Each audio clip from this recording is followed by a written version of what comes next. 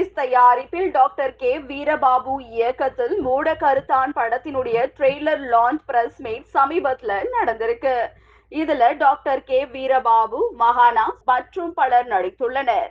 படத்தினுடைய trailer launch press மீட்டிற்கு சிறப்பு விருந்தினர்களாக திரு தமிழருவி மணியன் அவர்கள், திரு தங்கர் பச்சன் அவர்கள், திரு சமுத்திரக்கனி அவர்கள் கலந்து கொண்டு விழாவை சிறப்பித்திருக்காங்க.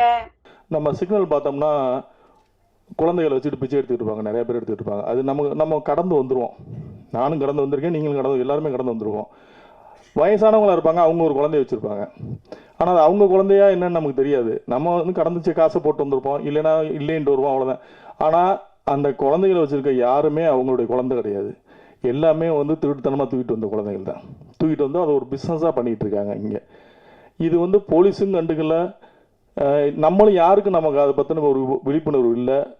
ஏதோ குழந்தைய வச்சு பிச்சை எடுக்கிறாங்க பாவம் அப்படின்னு போட்டு போகிறோம். பட் அந்த குழந்தைகள் புறம் பார்த்தீங்கன்னா அந்த குழந்தைக்கு அவங்க அம்மாவுக்கு சம்மந்தமே இருக்காது. அது கதறுங்க, அழுங்க, அவங்க வந்து அந்த காசு கேட்கணும் அப்படின்ற மைண்ட் செட்டில் இருப்பாங்க. இந்த படம் பார்த்ததுக்கப்புறம் எனக்கு அப்புறம்லாம் நான் அந்த பஸ் ஸ்டாண்டில் அதை பார்க்கும் போதெல்லாம், அந்த சிக்னலில் பார்க்கும்போது எனக்கு பயங்கர கோவம் வரும்.